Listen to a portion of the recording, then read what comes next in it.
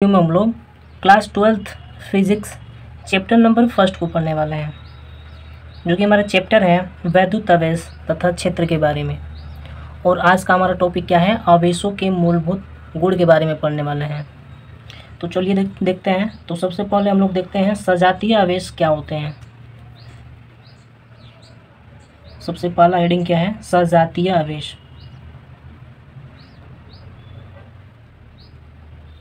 तो आप लोग हेडिंग बनाइए, सजातीय आवेश क्या होता है। सजातीय आवेश। तो सजातीय आवेश का मतलब क्या होगा, तो समान आवेशों के बीच क्या होता है, प्रतिकर्षण बल होता है। सजातीय का मतलब क्या होता है, समान। तो कोई भी दो समान आवेशों प्लस और प्लस, तो प्लस प्लस के बीच क्या होगा, तो प्रतिकर्षण होगा। क्या होगा, प्रतिकर्षण होगा। इसी तरह माइनस और माइनस के बीच क्या होगा, प्रतिकर्षण होगा। क्या होगा, प्रतिकर्षण होगा। तो सजातीय आवेश का मतलब क्या होता है, आवेश क्या है इसमें, आवेश समान है। आवेश क्या है, आवेश जो है वो समान है। आवेश जो है वो क्या है, समान आवेश, मतलब एक ही प्रकार का आवेश है। तो इनके बीच क्या होगा, प्रतिकर्षण होगा। क्या होगा, प्रतिकर्षण होगा। इनके बीच क्या होगा, प्रतिकर्षण होगा। तो सजातीय आवेश क्या होता है, सजातीय आवेश का मतलब होता है इनके बीच क्या होता है, प्रतिकर्षण होता है। क्या होता है, प्रतिकर्षण होता है। तो चलिए इसके बारे में देखते हैं, सजातीय आवेश के बारे में। तो सजातीय आवेशों के बीच, सजातीय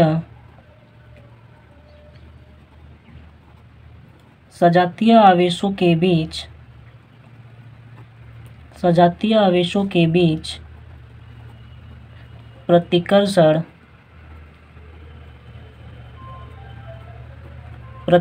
बल कार्य करता है। प्रतिकर्षण बल कार्य करता है।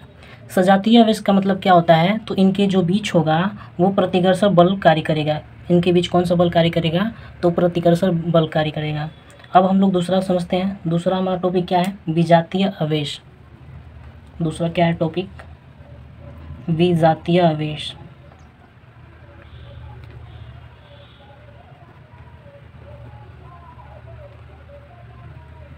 विजातीय आवेश क्या होता है, तो विजातीय आवेश में क्या होगा, इसमें आकर्षण होगा। जैसे ये प्लस प्लस है और ये माइनस, तो प्लस माइनस आपस में क्या होंगे, आकर्षण करेंगे। विपरीत चिन्ह आपस में क्या करते हैं, तो विपरीत जो चिन्ह है वो आपस में क्या करते हैं, तो आकर्षण करते हैं। क्या करते हैं, आकर्षण करते हैं। तो इनके बीच जो आवेश है वो क्या है, आवेश जो है वो विपरीत है। आवेश जो है वो क्या है, विपरीत है। आवेश जो है क्या है, विपरीत है। तो विपरीत होने के कारण इनके बीच कौन सा बल कार्य करेगा, तो आकर्षण बल कार्य करेगा। इनके बीच कौन सा बल कार्य करेगा, तो आकर्षण बल कार्य करेगा। तो विजातीय आवेश क्या होता है, तो विजातीय आवेशों के बीच कौन सा बल कार्य करता है, तो आकर्षण बल कार्य करता है। तो चलिए हम लोग इसके बारे में लिखते हैं, विजातीय आवेश के बारे में। तो विजातीय आवेशों के बीच, विजातीय आवेशों के बीच, विजातीय आवेशों के बीच, विजातीय आवेशों के बीच आकर्षण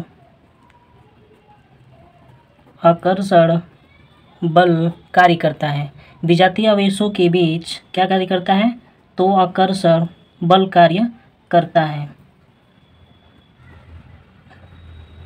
विजातीय आवेशों के बीच कौन सा बल कार्य करता है, तो आकर्षण बल कार्य करता है। तो सजातीय आवेश और विजातीय आवेश आप लोगों को समझ में आ गया। सजातीय आवेश क्या होता है, तो उनके बीच प्रतिकर्षण होता है और उसमें समान आवेश होते हैं। तो समान आवेश एक दूसरे को क्या करते हैं, प्रतिकर्षण करते हैं। और विजातीय आवेश, विपरीत आवेश जो होते हैं एक दूसरे से क्या करते हैं, आकर्षण करते हैं। अब हम लोग अगला एक क्वेश्चन करने वाले हैं। अगला एक क्वेश्चन हम लोग करने वाले हैं। क्वेश्चन हमारा है, क्वेश्चन नंबर पहला क्या है, बराबर द्रव्यमान के गोले, बराबर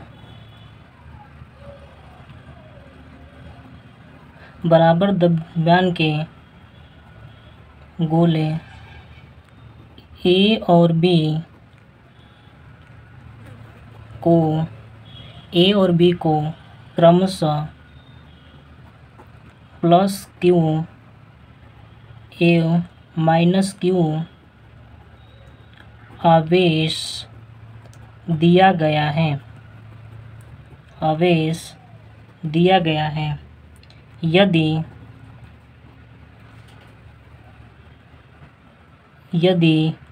आवेशन के पश्चात इनके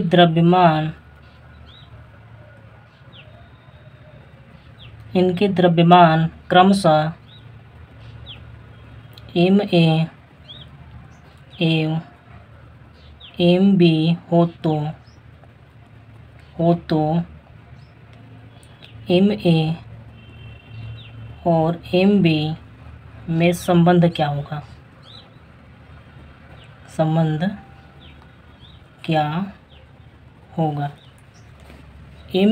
और Mb में क्या संबंध होगा, ठीक है, हम लोग को बताना है। तो क्वेश्चन क्या है, सबसे पहले हम लोग क्वेश्चन समझते हैं।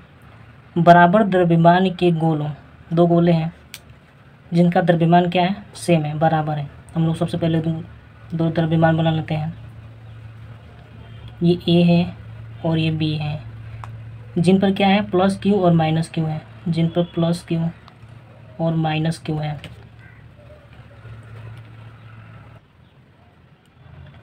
-Q है।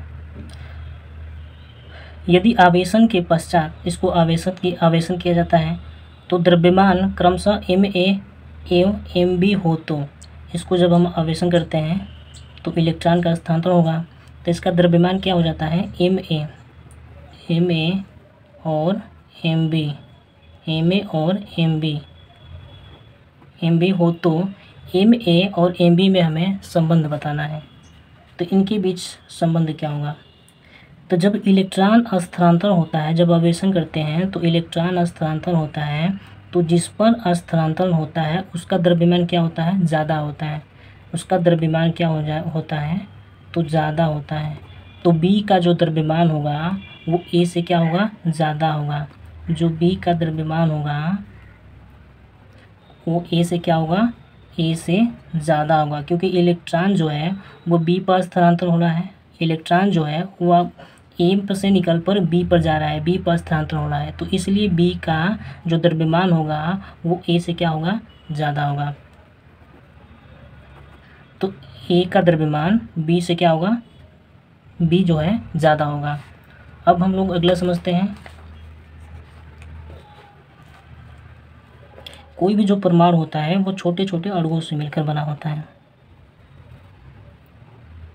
और परमाणु के अंदर क्या होता है, नाभिक पाया जाता है, और इलेक्ट्रॉन जो है उसके चारों ओर क्या लगाता है, चक्कर लगाता है।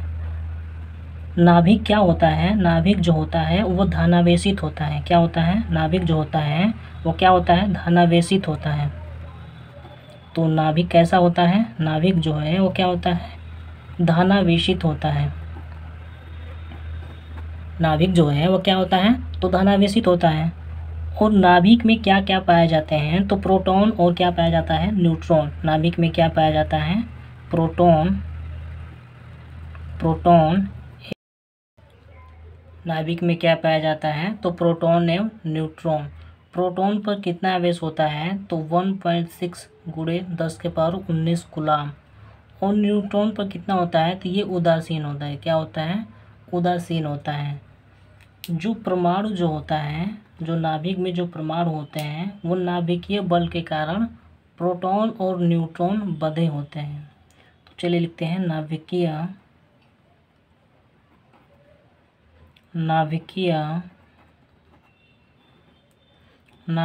बल के कारण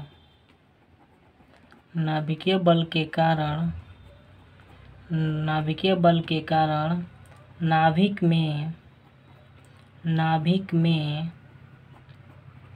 प्रोटॉन एवं न्यूट्रॉन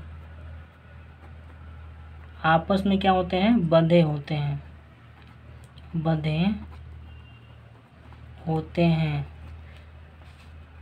जो नाभिक में प्रोटॉन और न्यूट्रॉन जो होते हैं वो किस बल के कारण आपस में बंधे होते हैं? नाभिकीय बल के कारण आपस में क्या होते हैं? बंधे होते हैं। अब हम लोग देखते हैं इलेक्ट्रॉन पर आवेश कितना होता है। तो चलिए हम लोग आगे देखते हैं इलेक्ट्रॉन पर आवेश। तो इलेक्ट्रॉन पर आवेश कितना होता है, चलिए हम लोग लिखते हैं।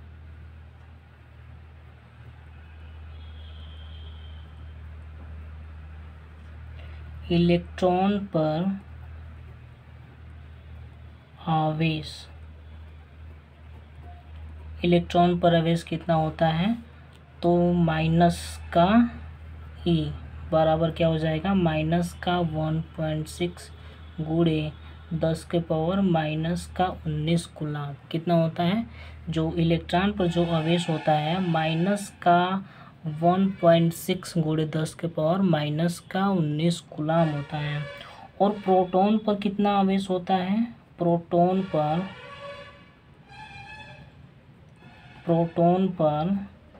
आवेश, प्रोटॉन पर आवेश कितना होता है?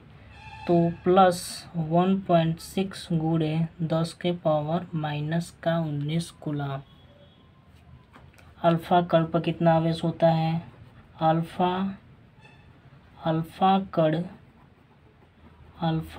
पर आवेश,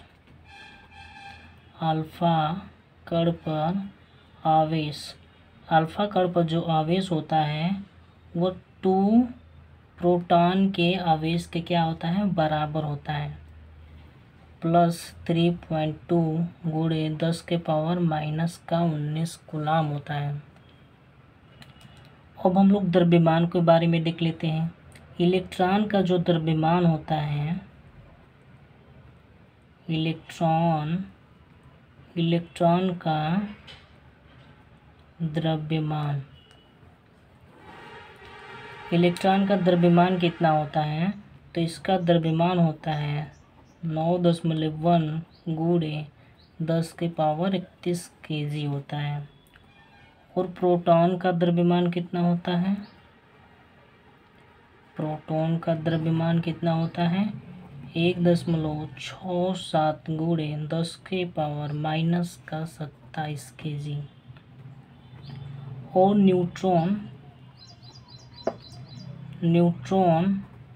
न्यूट्रॉन का द्रव्यमान कितना होता है? न्यूट्रॉन का द्रव्यमान कितना होता है? 1.64 गुणे 10 के पावर माइनस का 27 kg होता है। एक बार इसको रिवाइज कर लेते हैं हम लोग।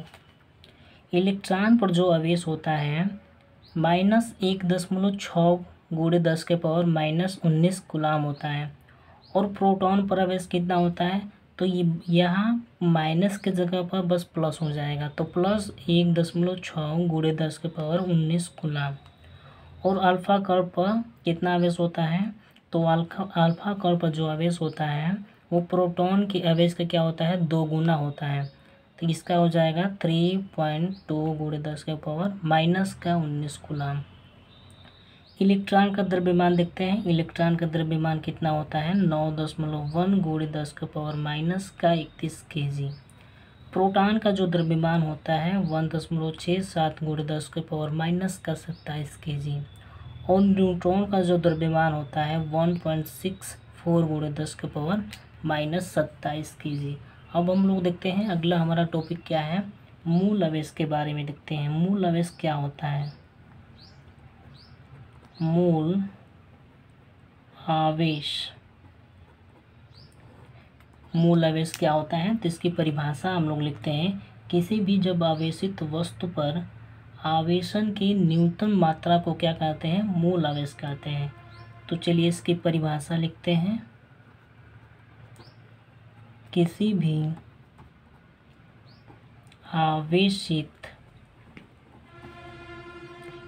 भी आवेशित वस्तु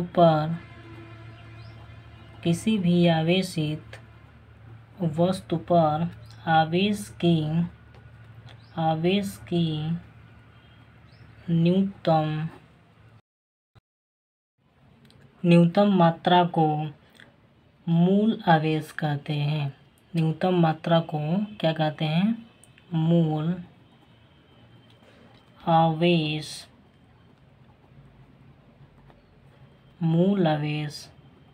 कहते हैं। तो मूल आवेश क्या होता है? किसी भी जब आवेशित वस्तु पर आवेश की जो न्यूनतम मात्रा होगी उसी को हम लोग क्या बोलेंगे? मूल आवेश बोलेंगे। तो मूल आवेश कितना होता है? ये होता है 1.6 गुणे 10⁻⁻⁻19 कूलाम। मूल आवेश कितना होता है? 1.6 गुणे 10⁻⁻19 कूलाम होता है। अब हम लोग अगला समझते हैं आवेशों की योज्यता के बारे में समझते हैं। अगला हमारे पास टॉपिक क्या है? आवेशों की योज्यता। तो आवेशों की योज्यता क्या होती है?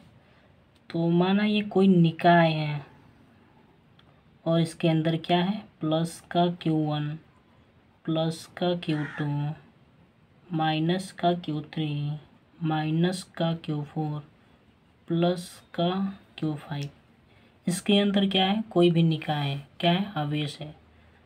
तो इसका जो कुल आवेश होगा,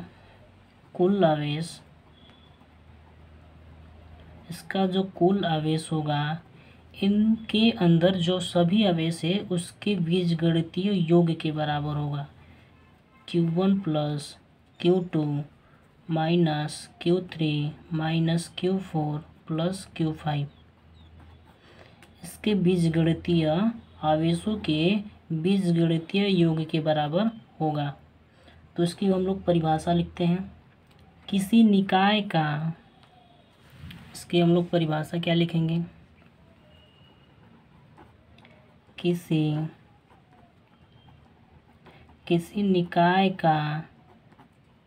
निकाय का कुल आवेश, किसी निकाय का कुल आवेश, किसी निकाय का जो कुल आवेश होगा उसके विभिन्न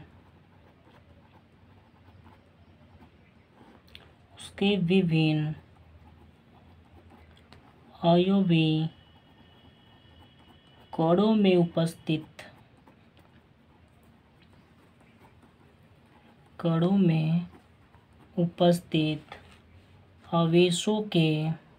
कणों में उपस्थित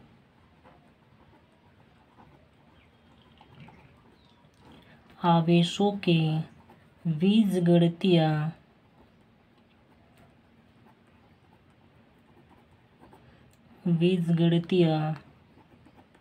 योग के बराबर होगा।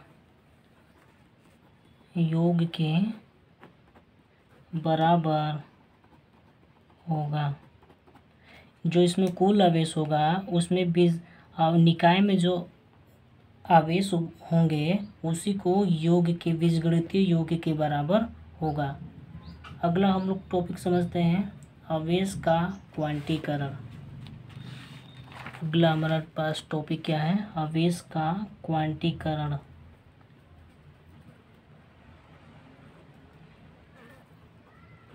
आवेश का क्वांटीकरण। चलिए इसकी परिभाषा हम लोग लिखते हैं। इसकी परिभाषा क्या है? किसी भी आवेशित वस्तु पर किसी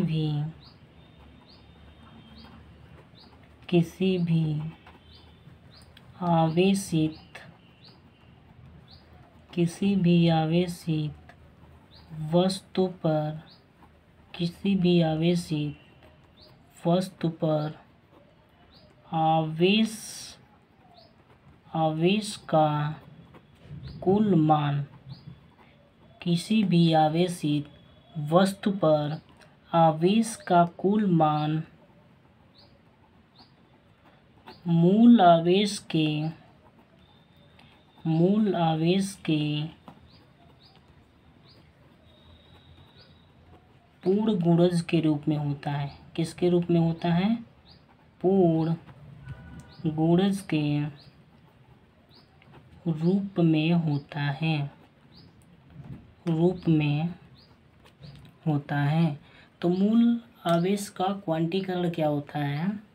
जो किसी भी आवेशित वस्तु पर आवेश का जो कुल मान होगा आवेश के पूर्ण गुणज के रूप में होगा। तो आवेश का क्वांटीकरण की सूत्र क्या होता है? Q बराबर NE। क्या होता है? Q बराबर NE, जहाँ N का मान क्या हो सकता है? 1 2 3 4 5 6 7, मतलब पूर्ण गुणज के रूप में होगा। ठीक है। और N का जो मान होगा वह दशमलव के रूप में नहीं हो सकता है, दशमलव के रूप में नहीं होगा और न ही बटे के रूप में होगा। N का जो मान होगा ना ही दशमलव के रूप में होगा और ना ही बटे के रूप में होगा। N का जो मान होगा वह हमेशा या तो पूर्ण गुणज होगा, आवेश का क्या होगा? पूर्ण गुणज होगा। N का मान क्या हो सकता है? 1 2 3 4 5 6 7 डॉट डॉट हो सकता है। तो ये था लास्ट टॉपिक। तो स्टूडेंट्स, अगर आपको वीडियो अच्छा लगे तो आप चैनल को सब्सक्राइब ज़रूर करें।